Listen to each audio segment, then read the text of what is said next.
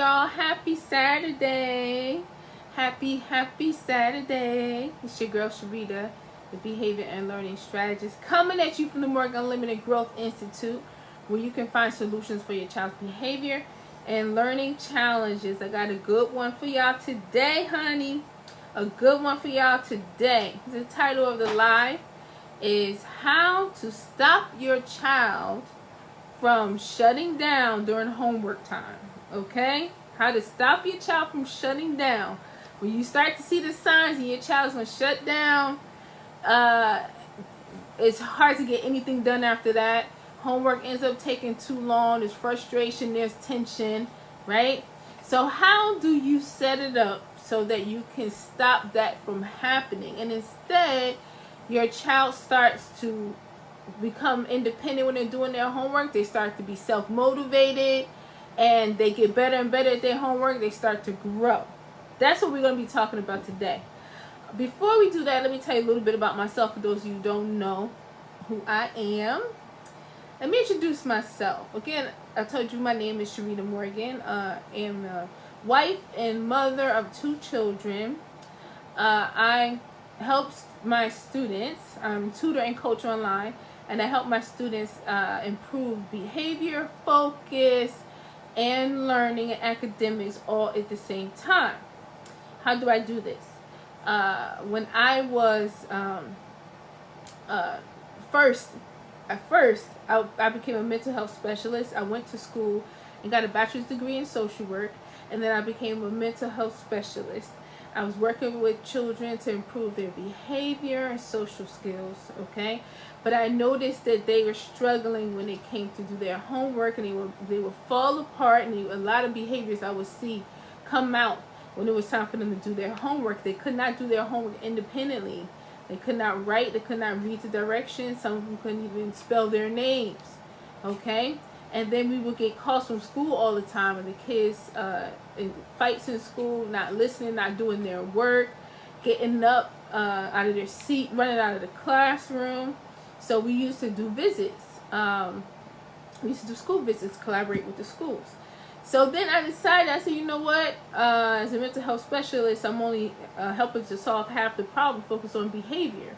I want to teach my students how to not only improve their focus and behavior, but also I want to teach them how to read and excel, academically as well. So I decided to become a teacher, and I was a substitute teacher for a couple of years, and then I became a certified special education teacher. Throughout all of that, I had my husband and I had 2 children, and I worked also to teach my own children from home and also improve their focus and behavior. So now I combine all of that to help you do the same thing. If your child is struggling behaviorally and academically, you cannot do just one. This is what I learned over the years. We need a solution where we can improve both their behavior and learning at the same time. And that's how we do it here at the Morgan Unlimited Growth Institute. All right, so let's get into the topic. Yeah. All right, first, what prompted me to talk about this today is I've been listening to comedians on Pandora, okay? And I heard Kevin Hart talking about how when he was a child, his mom was trying to help him with his homework.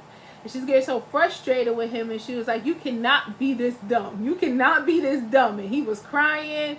And then he, in a bit, he let us know that he was trying to add 1 + 1, right? That's what he was saying, And it was hilarious. But how many of us moms have been in this situation where we're trying to do homework with our kids, and they're crying, and we're fussing, and we're frustrated, they're frustrated, right? We've seen that. We've experienced it, okay? So, I figured out a way, okay? And let me know what y'all think. I figured out a way to make homework less stressful and to get the kids to take responsibility and improve, so it could be more successful for them and more effective, but also be less stressful for you. How does that sound? That sound good? I'm telling you. All right, so number one, we want to talk about real quick, why is the child shutting down in the first place? I've noticed with working with kids for years, over 20 years, I noticed they shut down for two reasons. One, they don't want to do it right now. They don't want to do the work. They'd rather be doing something else. Some of them have trouble sitting for a while and concentrating on one task, right? That may be it. Or they know they're going to struggle. They know they have a hard time doing it on their own. So if they feel confident and they can focus and they're used to doing this work and they know they was going to do a good job, then they wouldn't be shutting down, crying, getting really unfocused and distracted, trying to get out of doing the work. Okay? So what I've done is work on those areas with kids. Okay? All right? So this is why they shut down. They end up shutting down. Also, that's what's happening with the child. And then when moms or dads, we try to help them with their homework, and they look like they're not trying. And a lot of times they're not. If they have shut down, they've decided that they're not going to try. They've already disconnected from the assignment. Okay? And once kids disconnect from the assignment, when they disconnect from what's in front of them, the assignment, they can decide to disconnect, but then their brain kind of disconnects as well. So something that if they would pay attention to it, they would be able to see the answer easily, is foggy now in front of them, and they are having a hard time understanding it. Okay. Now on the mom side and on dad's side, if this is happening all the time, if every time it's time to do homework, your child is doing the same thing, crying, not focused, not wanting to do it, you got to chase them down to sit down and get ready, get their pencil ready, and write their name. You end up writing it so they can get going. That could be very frustrating and could be very stressful. So then moms and dads end up yelling, right? Right? End up yelling and fussing and everything else, right? So, the number one tip that I can say, because I've noticed or the first tip, I've noticed this also with my children. I've had to work through it, okay? First one is get your child to do most of the work. That's number one. You got to get your child to do most of the work. And what I mean, they have to set themselves up. They have to be responsible for gathering their own materials. They have to sit down and be ready to do the work and concentrate. They have to be the one that's looking at the directions and reading the directions. You know what I mean? They have to do the work. They can't sit down and say, okay, now we got homework. Me and mom, we got homework. And they sit down and wait for y'all to do it together. If you're always doing homework together with them, then they are not thinking and figuring it out and being able to function independently. Now with my first child, that's what I did. I was always right there next to her. We were doing it together. We were doing the homework together. There were times where I saw something that she clearly should have known, and it looked like she was saying she didn't know and she wasn't paying attention. She wanted to get up and leave, and then I start yelling, and I'm like, you're going to sit here until it's done, and all this stuff, right? But then when I got older, because I'm a different mom now than I was when I first had my child, and of course, that's life. You know what I'm saying? People try to make it seem like when you become a parent, you're supposed to know everything. You're supposed to know how to do everything. You're supposed to know how to manage every situation. No, that's not reality, okay? But when my second child came along, I had learned from my experience with my first child. I changed some things already. But instead of me sitting next to her like we got homework, I told her, like I told Maya, 5 o'clock, that's homework time. What do you need to have ready? Make sure you have and then now she say, I know, I need my notebook, I need my pencil, I need my charger ready, if she's using her iPad because she's also being homeschooled as well as going to school every day, public school every day, right? So that's what I told her. That's the structure I put in place. And then now every day, because I actually work from home, I'm teaching while she is doing her homework. It's 5 o'clock and I see her getting everything ready herself and already sitting down and doing it. So that's key. Instead of doing it with them, sitting down like we got homework, teach them. Tell them what time you want them to have homework. Tell them exactly and let them tell you what they need to get ready. Focus on the structure, and then let them know that they're going to have homework time from this time and this time, and they have to sit down and do it. Okay? So that's number 1. Number 2, after you get them to do most of the work, right? And when I say most of the work, they are going to do the assignment themselves. Even if it's hard, in their mind they're saying it's hard because I don't allow my students or my kids to say that. It's hard. I can't do it. This is too much work. All that other stuff. No. But if it's something that they don't know that they're going to get the answer correct, they're not sure if they're going to be perfect, they want to get the answer correct, it's okay. It's okay for them to do their homework. As a matter of fact, it's good for them to do their homework themselves and mess up on a couple of answers, right? But they completed it and they put thought into it. So the next thing is for you to ask them what you think they should do next. They complete their homework, they come to you, and have them present to you. So I had Maya stand in front of me with her paper. Read the directions, read the question, read the answer. She is totally taking responsibility for her homework. And I'm listening. Okay? And when I found something that she needed to fix, I didn't tell her, you need to fix this, you need to change this, you need to do this, you need to do that. I just said, okay, that one, take a look at it again. What do you think you should do next? Okay? What do you think you should do next? Ask them, okay? Because the more they talk and the less we talk, the more they think and the more they take ownership of their homework and the more they're paying attention to their homework, which means they're more likely to catch mistakes, which is what happened with Maya, which is what happens with my students. They're more likely to catch their own mistakes than if they are the ones explaining, presenting, they're looking at it, and in the middle, they might have their paper and they might be explaining to you and be like, oh, wait a minute, I forgot something. Or, oh, I see what I did wrong there. In the middle, without you saying anything, then they will take it and go fix it real quick and come back. Listen, this is so important, okay? It's important for them to do their homework on their own. They're present in front of you. They got to be doing most of the work. You are really just an audience, okay? You are really just an audience until it's coaching time, all right? So that's the next thing, is ask them what they think they should do next. And this is how you coach them.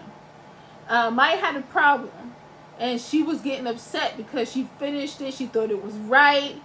Sometimes our kids want to be perfect. She thought it was right. And then now she had to figure out where she made the mistake and fix it and everything. That's how I was coaching her. But I just told her, read it again, read it aloud. Because I know the more time she read it aloud, she will eventually pay attention to it and then realize her mistake. So she read it, and then I said, what does it say you need to do? And she read it, and I said, and what did you do? Then she said what she did. So it didn't match. So then she started to get frustrated. But I don't know, it's hard. I said, we don't say that. Don't worry about it. You're going to get it, okay? Come on back. What do you think? What does the direction say? What were you supposed to do? So keeping her focused on it. And then I saw the point where, in her facial expression, I saw the point where she realized her mistake and was able to correct it herself and realize what the answer was just by reading the question again, and then talking about what she did, how she answered it, making the connection on her own. She was able to then make the connection on her own because she read it, she looked at it. That's different if I take the paper. Now look at this. This is what it says. This is what you did. You're not supposed to do that. You're supposed to do this. So what does it mean? That's me doing most of the work. You understand? All right? I never touched the paper. She had it the whole time. Don't touch the paper. Have them look at it. All right? Next, time focused on tasks. For your children who have, for those of you who have children, and we all do, they may take too long on the task, especially if they don't want to do it, or especially if they don't feel confident doing it. They may take a very long time. Now, what's happening when they're taking a long time? They're thinking and their mindset is getting all screwed up. If they sit there for a long time and don't do the work, that leaves them time and space to think, I don't want to do this. I don't feel like it. It's hard. This is too much. I just want to play my game. I'm hungry. Can I use the bathroom? Okay? So we don't want to give them too much time. And I really believe in school where they have extra time to complete tests and extra time to complete their work and stuff in their IEPs. Some students who have IEPs, I think that's a huge mistake. All right? You want to time them because when you time them, that improves their focus. If they sit down and they say, okay, I got 10 minutes to do this assignment. And then when 10 minutes are up, mom's going to call me and I need to be done. You understand what I'm saying? So then they're going to focus on getting it done for 10 minutes before the timer goes off. All right? So time them. And I do that all the time with my students who come in. And students who may come in and they just are not used to writing at all. Some of them told me that I just don't write. That's just, I just don't do that. I'm like, well, you're going to do it here. Okay? All right? So, and the reason I have my students write all the time and I time them, it's not just to improve their writing skills, but it's also to improve their focus and concentration and work ethic. Okay? All right? So give them a time to do it and then walk away. And let your child focus on what they have to do for whatever time you give them. Do not let your child sit for a long time on one worksheet. Okay? Set a timer. At the end, it's like, okay, did you finish it? What do you have so far? Okay, you're not done yet. How many more do you need? You need to do 2 more? Okay, go ahead and do that. Do 2 more. You got 3 minutes. Keep them on track, honey. You hear me? Keep them on track. Keep them on track. Keep them on track. And then walk away. All right? Walk away. And you will come back and you will talk to them and let them present to you once they have completed it. All right? Next one. Let them know that they don't have to be right now. You don't have to be right. You don't have to be correct. It doesn't have to be correct. As a matter of fact, it doesn't even matter if it's correct when you're first doing it. And this is what I was telling my high school students before, who by the time they get older, they really self-conscious about that and worried about getting it wrong, and they want to make sure it's right. We don't worry about that.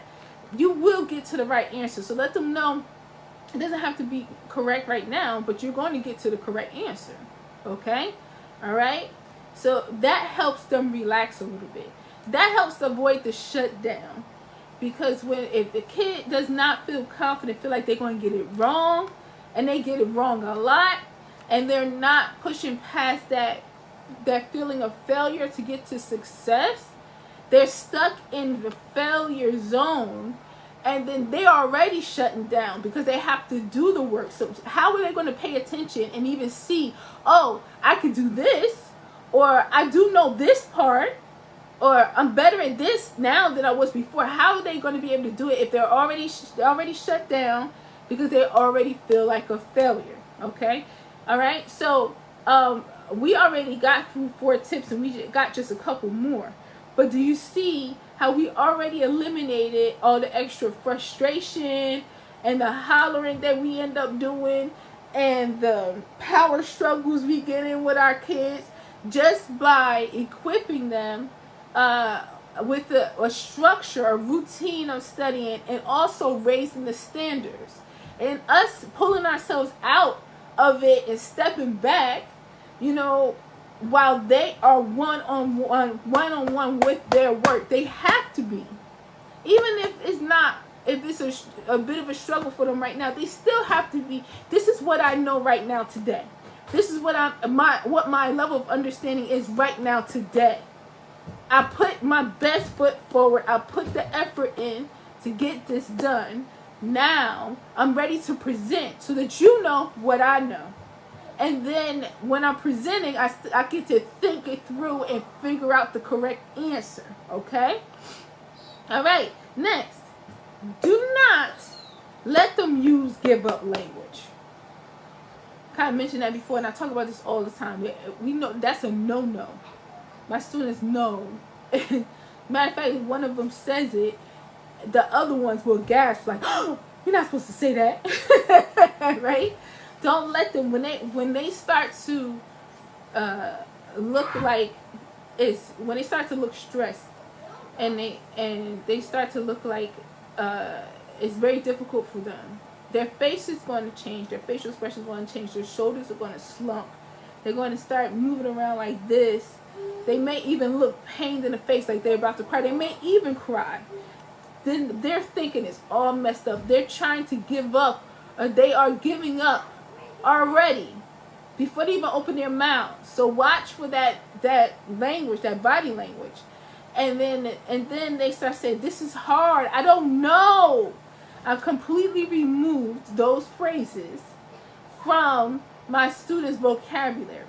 Because once you say that, yes, you're absolutely right. It's too hard and you don't know. So we don't say it. I didn't get the right answer. I say, yet? You didn't get it yet? They say, I didn't get the right answer yet. Or, I'm struggling. Are you figuring it out? Right? You figuring it out? Miss Sharita will change your language in a minute, honey. All right? None of that, I'm struggling. I was struggling on this. Or this is too hard. Right? Or I'm not used to this. Or I've never done this before. So what? You've never done this before. Use what you already know and tell me what you think you need to do. Always get them to think. Never let them use giving up language. Change the way they talk. Okay? Because if we don't do that, then they're going to give up. And if they give up now, they're going to be giving up tomorrow and the next day and the next day and the next. They're going to continue to do it because it's easy. And I know some of y'all too, when they start to feel like that and look like that, as a mother, like who wants to look at their child's face and see them in pain or feeling like without confidence, you know what I mean? Feeling defeated. Nobody wants to see that. And what do we want to do? We want to just scoop them up. We want to pull them away from the situation so that they don't feel like that anymore. You know, we want to run in to help, right? So sometimes you're like, okay, take a 5-minute break because I see you're getting overwhelmed. Listen, I know that makes sense, and I know it sounds like a good idea, but I want to tell you right now, in my classes, my students are not allowed to take a break when things get tough. They have to sit with me for the hour, and they better have their notebook ready and have everything charged. You know what I mean? That they need. Use the bathroom before class, everything. Okay? You stay in the hour because that right there is giving up. That right there is giving up. And yes, in some cases, it may seem like the right thing to do. This is overwhelming for me. I can't figure it out. I can't think because this is overwhelming. Let me take a break, clear my head, and when I come back, I can figure it out. All right.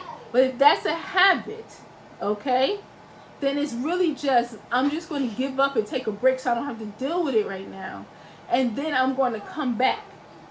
And then somebody's going to help me through this. So what I teach my students and my children as well, what to do when you start to feel like you want to give up. What do you do when you start to feel like this is tough, like you can't do it? How to figure your way around it. How to regain your focus.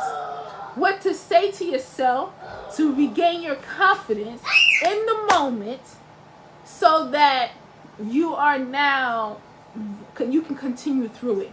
I've seen children faces and they look like they're, trying, get ready to give up, right? Get ready to shut down, and then they're able to get themselves back together and they keep going and get the answer.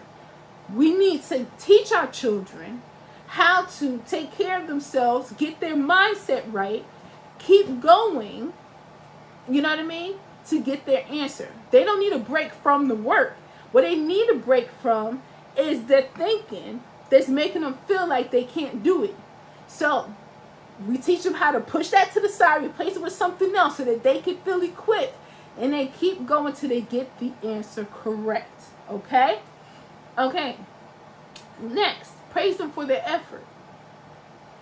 For every, and the best example I can give you is like when let's say a math problem, because math can be difficult for students who have to go through the steps and think their way through, because my students have to think their way through everything. So in math, they have to think their way through, and they have to say what the next step is, what they think they should do next, and why, and figure it out, that kind of stuff, right? So if we are talking about what's the next step, we're not even talking about the answer. What do we think we need to do next to solve this problem? What do you think we should do? What do you think we should do? What do you think you should? What do you got? What do you got? What do you got? And somebody gets the next step, we are celebrating like, yeah, good job. That's it. That's what I'm talking about. You got it. I knew you was going to get it. All right, good. Write that down. All right. So we did this, we did this, we did this, we did this. Now we're here. What do you think we do next? Whoever can say what we do next, but everybody, whoever can say what we do next, we like, yes. But everybody has a turn. And you know what? Even if you didn't say the right step, you still contributed to the victory, because we all working as a team. So keep celebrating their effort. Keep encouraging them. Do not allow them to give up. Do not allow them to give up. Keep encouraging them. Keep going, keep going, keep going. Because that's what it's all about. You're going to get to the right answer. You keep going. You're going to get there. You're doing good. You're almost there.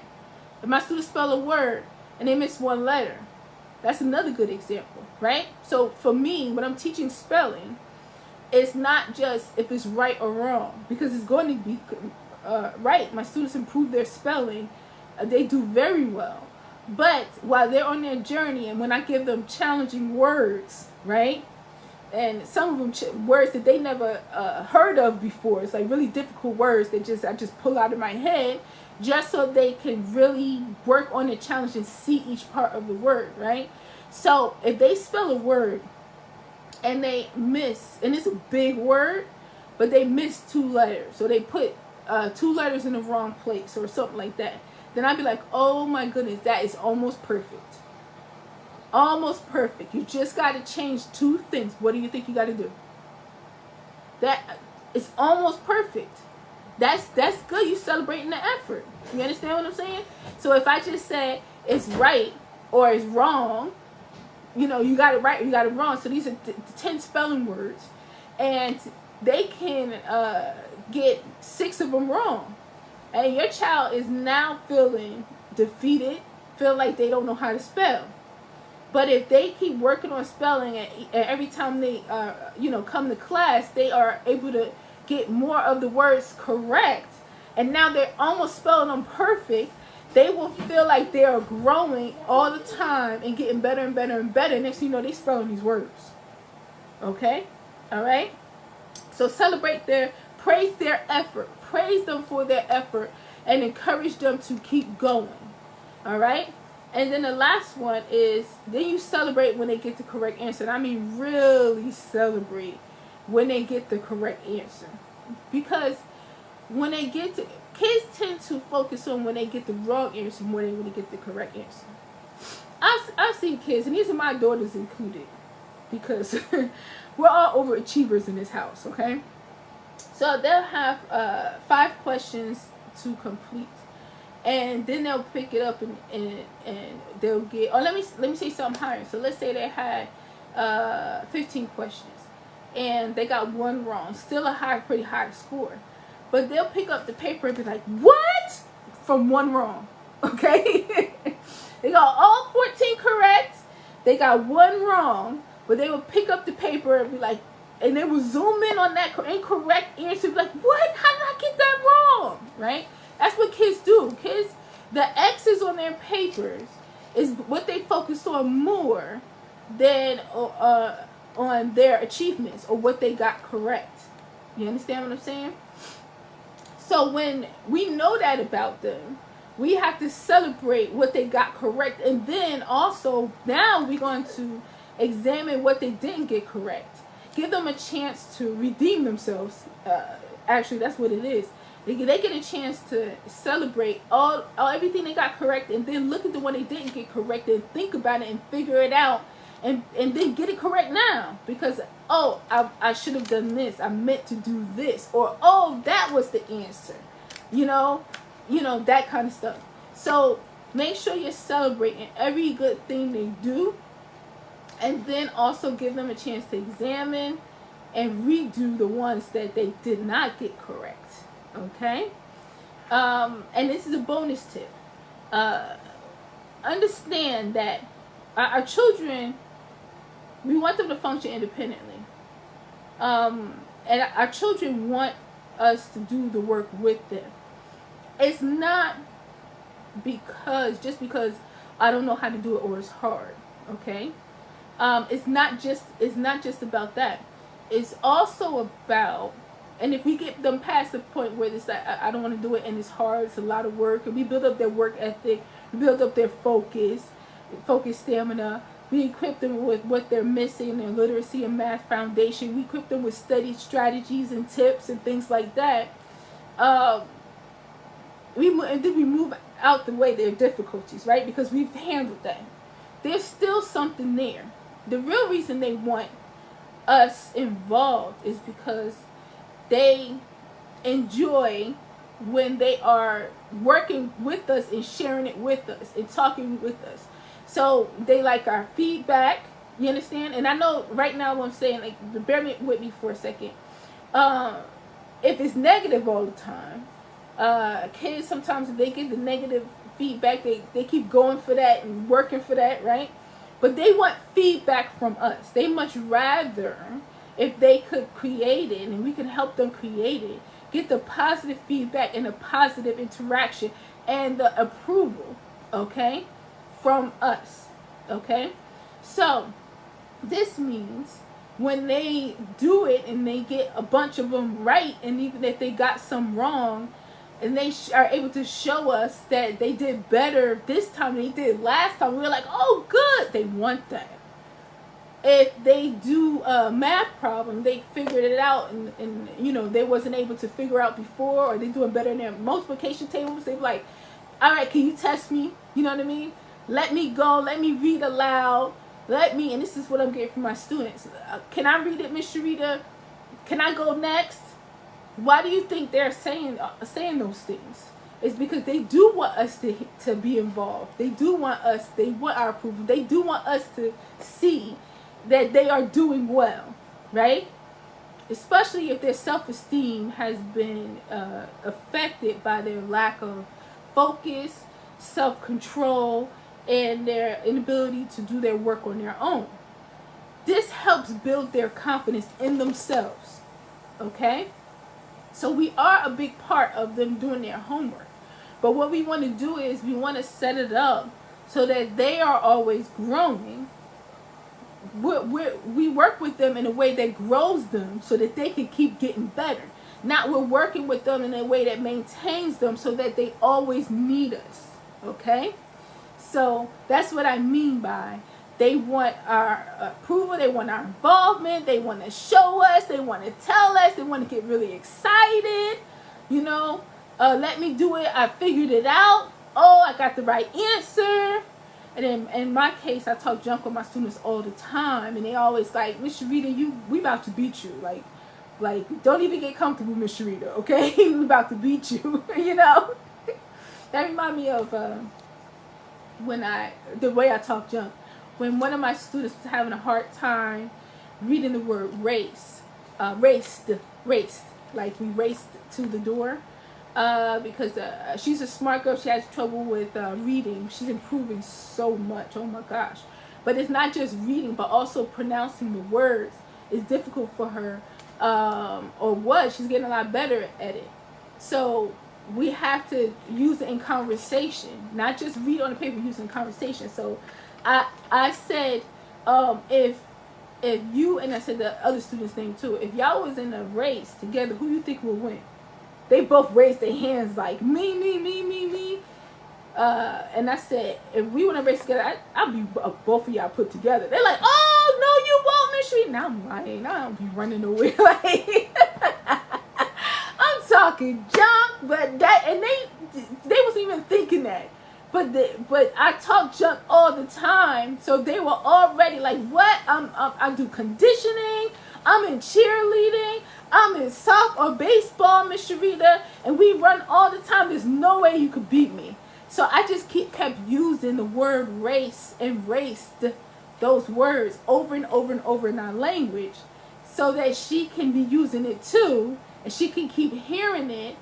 And then when it was time for them to review their words and read aloud and read back in the story, because we're reading The Mouse and the Motorcycle, she was able to read the word no problem. Okay, so the interaction, whatever your personality is, you like to talk junk, you know what I mean, have fun with it. You like to talk junk, or you like to smile and have a good time and say, that's what I'm talking about, giving them a high five when they able to read, you know, or they did a good job on their homework, or they did it by themselves finally for the first time without getting up and asking for help. Whatever progress you see, honey, celebrate it, because you are a big part, and you are so important when it comes to your child's learning and academics. So let's, instead of sitting right there with them, and which contributes to the shutdown. They want to shut down because we are connected like this. The shutdown is for you. The shutdown is a cry for you to see. This is hard for me. Make it easy for me. Or make this stop. Don't let them shut down. Set it up for success, y'all. Set it up for success. And we're going to have the checklist posted. It's probably already posted here. Also, if you want to have access to all of the tips that I've done so far, and there's so many, and we're still uploading, because I've been doing this for on Facebook for a couple of years now. Okay, so we have so many videos with so many tips on improving behavior, focus, literacy, math. It's all, and parenting. It's all there. Okay, they click on that link and sign up by clicking on that link, and it will take you right to the site. You will enter your email address, and then you will have access to all of the videos. Okay, all right. Last but not least, honeys, if you're looking for a tutor, we still have spaces. Our tutor kids, we have different groups depending on ability, and also age. You know, I try to keep all of the elementary students in the same group, and all the middle high school students in the same group, and then I have early learning students for the youngest. All right, so, and then my students who I have to start from scratch, you know, I have to start from scratch with them. Once they are equipped and their foundation is stronger, they get promoted and get challenged to a higher level. So your child will continue to be challenged. Whatever they don't know, they will know. I collaborate with the parents and also with the schools for success in the classroom and overall success for home and in life. Okay, all right. So you're looking for that tutor who's going to help improve your child's behavior and learning at the same time, and challenge them, help them function independently, and talk junk. Okay, I'm tough too, y'all. I'm tough. All right. No excuses. All right. Then holler at your girl. Send me a message. Or visit growthinstitute.mykajabi.com. I love y'all very much. You have any questions? Let me know how this is going if you use some of these tips for your child. If they stop shutting down, okay? So go ahead and reach out. All right. Love y'all. Enjoy the rest of your Saturday. Thank you, Anna Marie, for watching. Enjoy the rest of your weekend. All right? I'll talk to y'all soon. Believe in yourself. Believe in your child, honey. You'll always remember that growth is unlimited. You got this. Peace.